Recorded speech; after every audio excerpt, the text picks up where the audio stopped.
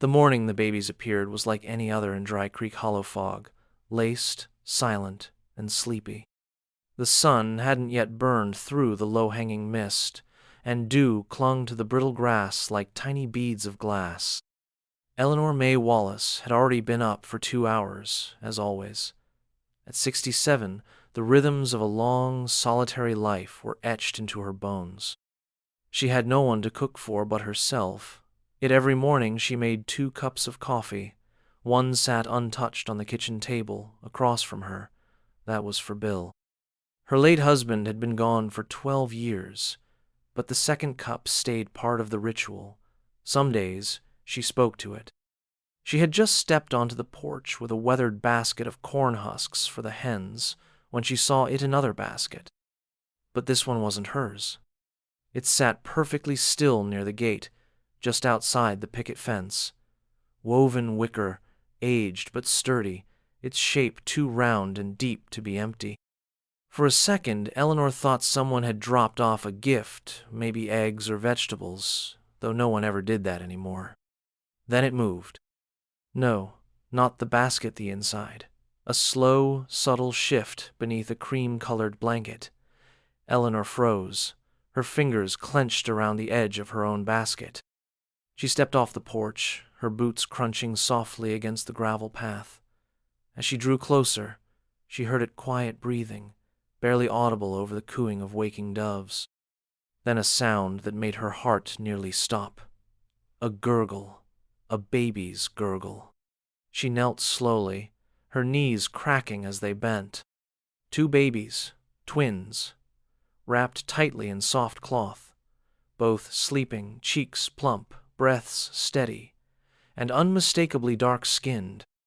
Eleanor blinked. For a moment she thought it was some kind of dream, a phantom of grief, but they were real. She could smell the baby powder, see the rising and falling of their tiny chests. Nestled beside one infant's hand was a folded piece of paper. She picked it up, her fingers trembling. Please, keep them safe. We can't go back. They're not safe. Trust no one. A desperate mother. Nothing more. No names. No contact. No reason. Eleanor looked down again. One of the babies stirred and opened his eyes. Deep brown, almost black, locked onto hers. A strange chill ran through her, not of fear, but of inevitability.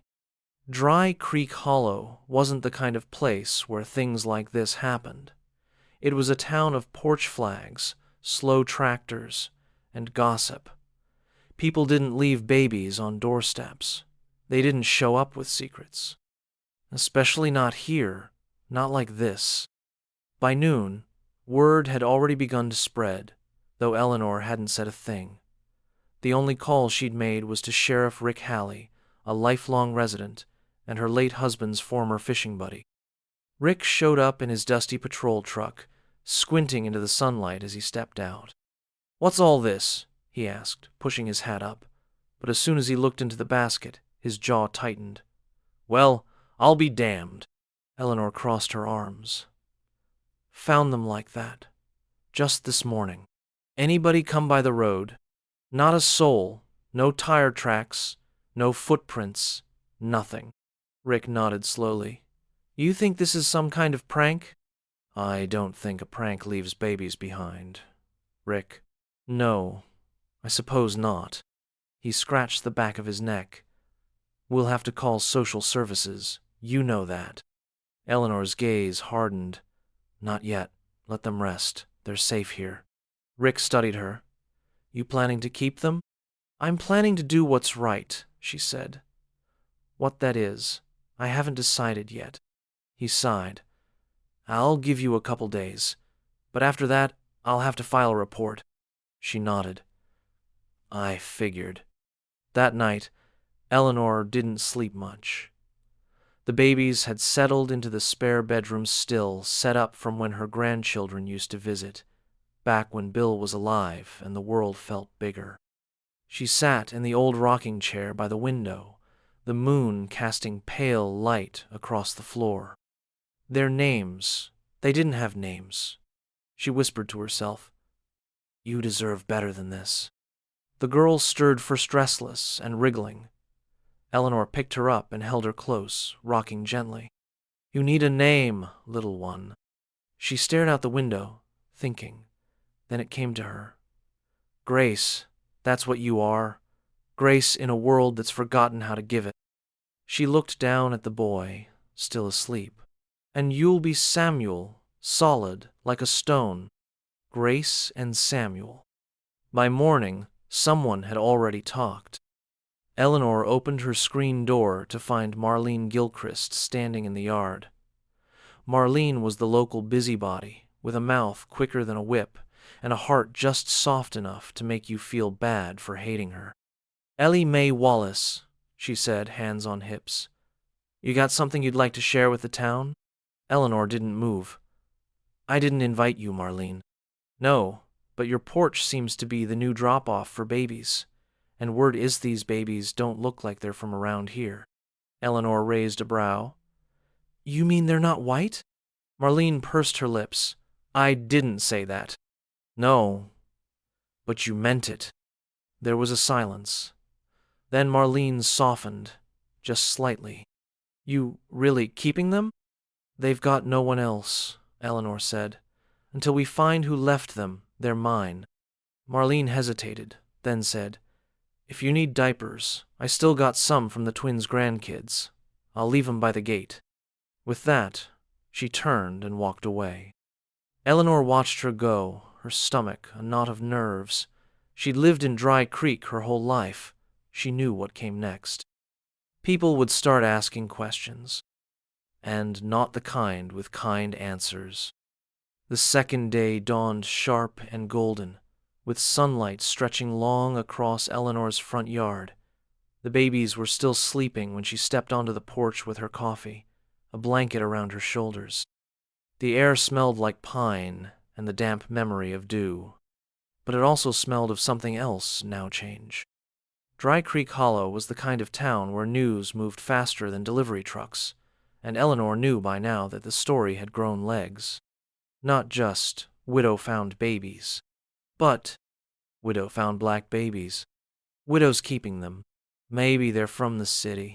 Drugs, trafficking, protest people. This'll bring attention we don't need.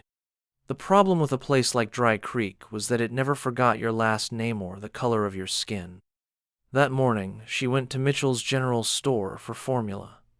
Her old station wagon rolled up the gravel drive with a tired cough, the back seat now lined with baby blankets and extra bottles. Inside, the bell jingled as she entered. Heads turned. First to the door, then back to their shopping, then back to her. Eleanor walked straight to the baby aisle and grabbed 2 cans of powdered formula. She added a bottle brush, a pacifier, and 2 packs of diapers to her basket. As she moved toward the register, she caught the tail end of a whisper. "She's too old to be messing with that kind of responsibility." Another one, farther back. What if someone comes looking for them? At the counter, young Jenny Mitchell rang up the items with eyes wide and uncertain. "These for—" she asked, voice faltering. "They're mine for now," Eleanor replied plainly. Jenny nodded and said nothing more. Back home, the twins were fussing. Eleanor had learned quickly. Grace liked movement. She calmed when Eleanor walked the room with her. Samuel preferred sound music, a hum, even the rhythmic clinking of dishes in the kitchen. That afternoon, while the twins slept in makeshift cradles beside the fireplace, Eleanor unfolded the note again. They're not safe. Trust no one. Who were they? And more importantly, who had left them here? There were no security cameras in Dry Creek Hollow, no ring doorbells, no street patrols, only watchers with binoculars and coffee mugs pressed to lips. Eleanor imagined someone driving through in the night, headlights off, holding their breath until they reached her gate. Why her? On the third night, something strange happened. At 2:14 a.m., Eleanor woke to the sound of the front screen door creaking. She lay still, her body alert beneath the quilt, listening. No footsteps, no voices, just the slow metallic groan of old hinges. She grabbed the flashlight by her bed and moved toward the living room, barefoot on cold wood floors. There was no one in the house. She opened the door. Nothing outside either except for a shadow moving quickly near the trees, just past the gate. She shined her flashlight toward it, heart pounding. Too far to see clearly. Maybe a raccoon. Maybe not. She didn't sleep the rest of the night. By the weekend, Sheriff Rick came by again. This time he didn't knock. He waited on the porch, arms folded across his chest, sunglasses masking his expression. Eleanor opened the screen door slowly, cradling Grace in her arms. "I gave you time," Rick said softly. "But I've got a deputy up my neck now, and the mayor's not happy." "I'm not breaking any law," Eleanor replied. "No, but people are talking. Let them talk." Rick sighed. "Ellie, listen, you're a good woman. You've got a good heart. But this is Dry Creek Hollow. People don't like what they don't understand." "I didn't ask for their understanding," she said. "I asked for silence." He looked down at Grace, now sleeping. "They're beautiful kids." "They are," Eleanor said. "And they're innocent." Rick paused, then pulled something from his pocket, a folded page. "We ran a check," he said. "No reports of missing infants in the surrounding counties. No Amber Alerts. No parental claims.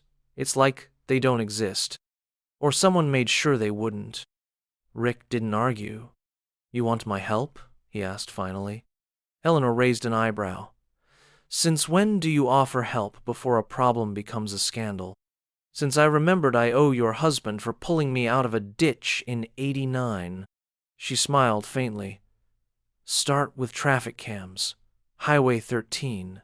Someone had to drive them in." Later that day, the pastor's wife, Judith Hill, appeared with a box of baby clothes. No knocking, just a knock-shaped announcement, and then the sound of her voice in the kitchen. "I brought things," she called out. Eleanor entered with Samuel in her arms. Judith smiled. "Lord, he's a heart-stealer." Eleanor didn't smile back. "Why are you really here, Judith?" Judith shifted her weight, suddenly uncomfortable. "Some of the ladies asked me to speak to you. About the babies." "Of course they did. They're different, Ellie." "Different how?" Judith hesitated. "You know what I mean." Eleanor's voice went quiet and cold. "Say it, Judith." "They're black," she said finally, eyes lowered. Eleanor nodded. "Yes? And? This town isn't ready." "Then maybe this town should grow up." There was a long silence. Judith looked at the floor. "I'm not saying they aren't precious. They are. But people notice. They wonder. Why you? Why now?" Eleanor softened, just a little. "Because someone trusted me. And I won't betray that." Judith opened her mouth again, but then closed it. Instead, she left the box on the table. "Use what you need," she said. "And if you need help, you can call me quietly." That night, Eleanor watched the twins sleep. The fire cast warm light across their faces. She had never thought of herself as someone's protector. She was just an old woman in a quiet town. But maybe that's what made her the perfect choice. No one suspected her. No one expected her to fight. And yet she would. Whatever this was, whatever secret had followed these babies into her life, it was only beginning to unfold.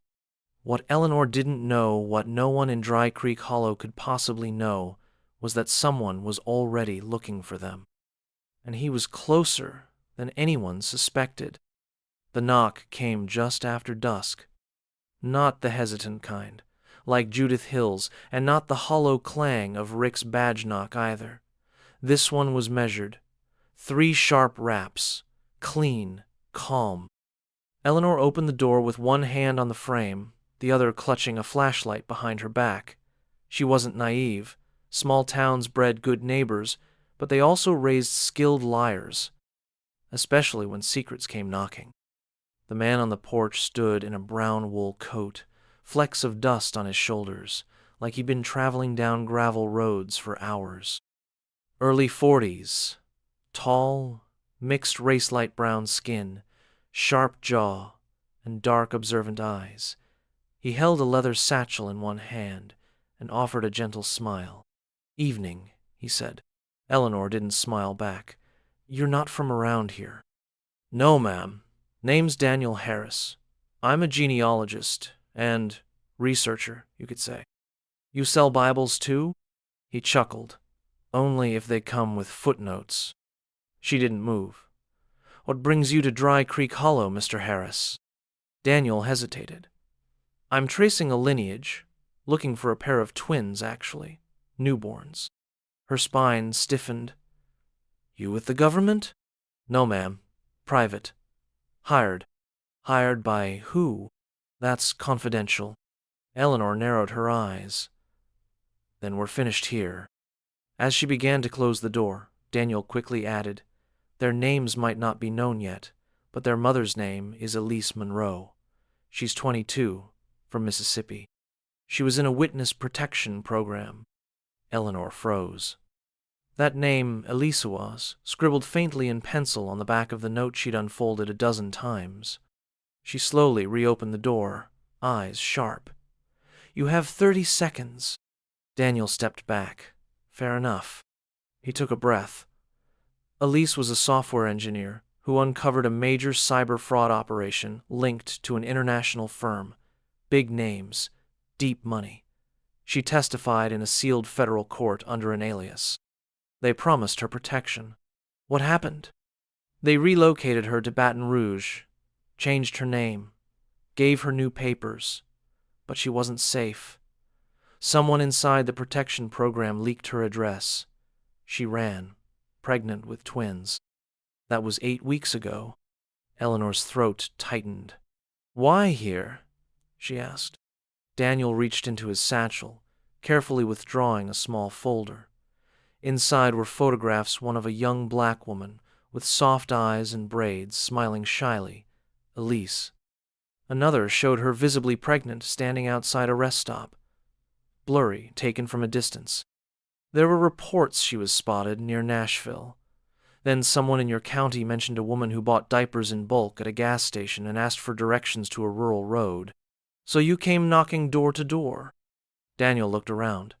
Dry Creek Hollow has 12 streets and one diner.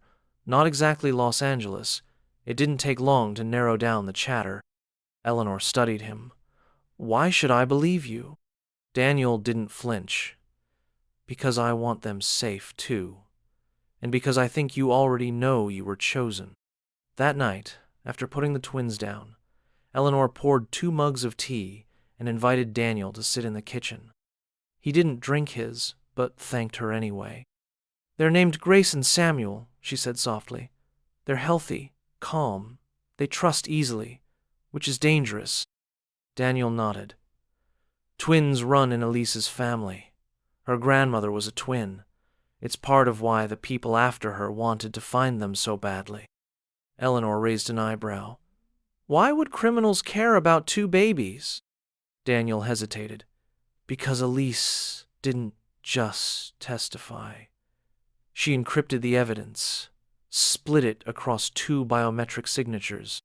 Fingerprints, iris scans, retinal data, secure tech." Eleanor blinked. "You're telling me the keys to exposing corporate criminals are in their eyes?" "Yes, ma'am. One scan won't work. You need both. 2 babies, 2 codes." Eleanor leaned back in her chair, the weight of it all pressing into her chest. "And Elise?" Daniel exhaled. "Presumed dead.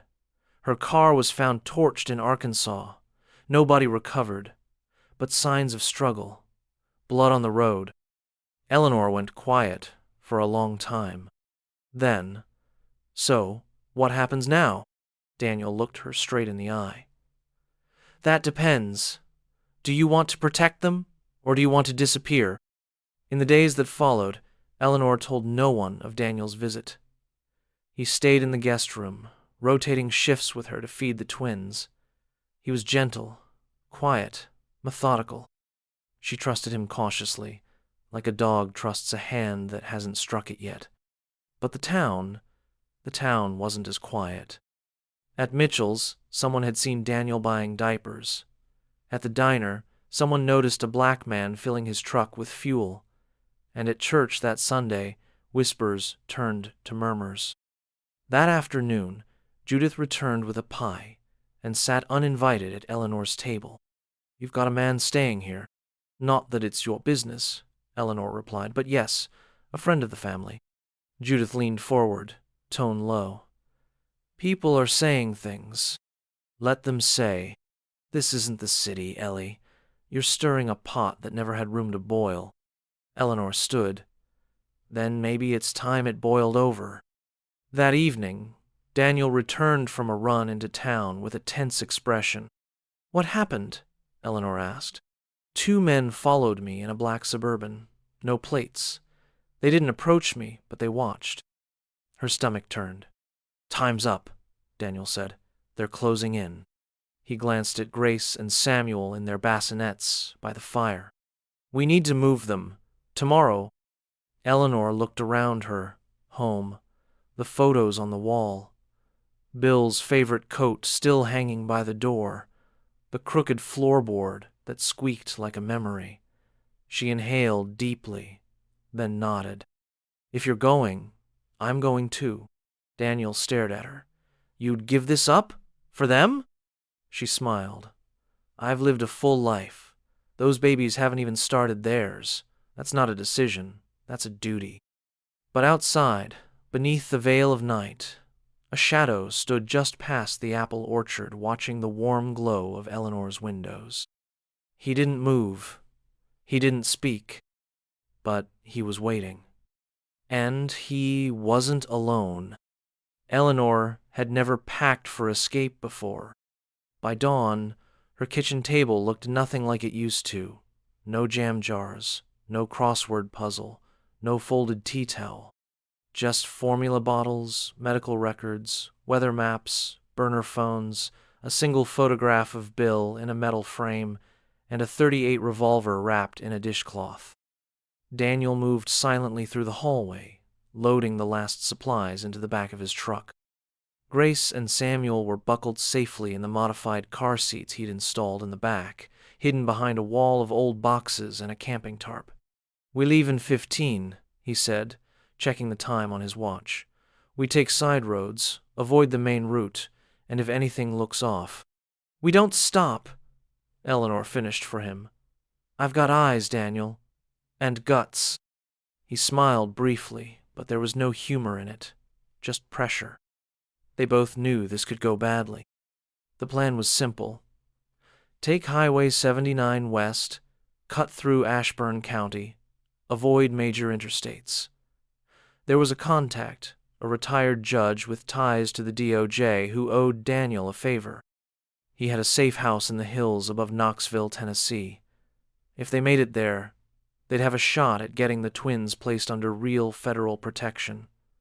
Quietly, safely. But Dry Creek Hollow had its own memory, and that morning, its gates refused to let them go unnoticed. As they pulled past the first bend near Maple Row, Eleanor spotted it, a black SUV idling at the corner. Same model Daniel had seen before. They're here, she said. Daniel glanced in the rear view. I see them. He didn't accelerate. Not yet. The key to slipping away was to look like you belonged. But the SUV pulled out slowly, following them at a measured distance. 2 men inside, he muttered. No lights, no plates. Eleanor's jaw clenched. What do they want, Daniel? The babies or the silence that comes after? Both. They didn't make it to Ashburn County. 5 miles outside of town, at a stretch of forgotten road framed by pine and kudzu, The SUV made its move. It pulled up fast, too fast, ramming into the back of Daniel's truck hard enough to jolt the frame. The twins cried out not from pain, but from terror high-pitched wails that cut through Eleanor's bones. Daniel slammed the gas. Gravel screamed under the tires, but the road narrowed, winding sharply. Ahead, another vehicle appeared, a dark sedan blocking the curve. Trapped. "No signal," Daniel said, checking his phone. "They're jamming us." Eleanor reached beneath her seat and pulled out the revolver. "I'm not losing these babies," she said flatly. Daniel swerved off-road, taking a sharp turn into the woods. Branches whipped at the windshield, and roots jarred the suspension, but the truck kept going. The SUV followed. Then a clearing, a forgotten service trail from the old logging days. It was overgrown, but passable. Daniel took it. They drove blind through forest dust until the truck gave out. Steam hissed from the hood. The engine coughed and died. Eleanor jumped out before it fully stopped, already unbuckling the twins. They were sobbing now, red-faced, overwhelmed.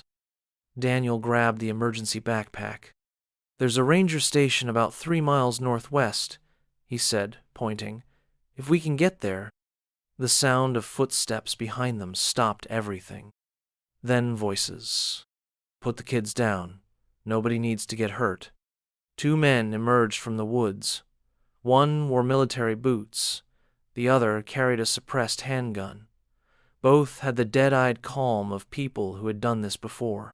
Eleanor stepped forward. "You're not taking them." "You're not in charge, lady," the first man said. "This is about national security." Daniel raised his hand slightly. "You know who I am. You know Elise's testimony is still protected under federal law. You touch us, this becomes treason." The man smirked. "That's assuming someone lives to tell it." The gunman raised his weapon. Eleanor didn't think. She moved faster than memory. The revolver barked once. Then again. One man fell. The other fired wide.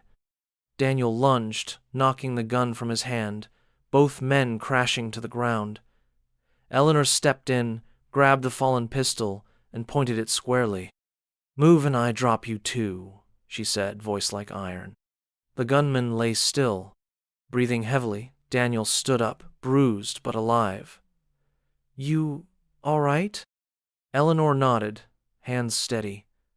"I haven't fired a gun in 30 years. Guess it's like riding a bike." They made it to the ranger station by dusk. The ranger on duty, a young woman named Ana Morales, had a satellite radio, emergency supplies, and a clear head. Within 2 hours, a real federal transport arrived, unmarked but official. Grace and Samuel were handed off gently, carefully, protected. Daniel didn't go with them. He looked at Eleanor. "They'll be safe now. That's what matters." She nodded. "Will I ever see them again?" "Maybe," he said. "If things settle, if the right people win." She took his hand. "If they ask one day who their family is, tell them they had an old woman who fought like hell for them." Daniel's eyes glistened. "I will." 3 months later, the leaves in Dry Creek Hollow had turned red and gold. The town moved on, as small towns do, forgetting what made them uncomfortable. But not everyone forgot. At church, Judith Hill sat quietly beside Eleanor in the back pew. She didn't speak during the hymns, didn't whisper during the sermon, but when it ended, she turned and placed something on Eleanor's lap. A small crocheted hat, pale pink, just like the one Grace used to wear. "They made it out, didn't they?" Judith asked softly. Eleanor nodded. Judith squeezed her hand. "Good." Back at home, Eleanor sat alone at her table, 1 cup of coffee across from her, as always. But now, a second photo joined Bill's on the shelf. A picture Daniel had mailed from a secure address. 2 babies, smiling in the grass. a young couple holding them close, protective, proud, whole. On the back, Daniel had written, Grace and Samuel, growing, safe, loved. Thank you, Eleanor smiled. She had never asked for any of this. But some stories choose their heroes. Even quiet widows on sleepy porches.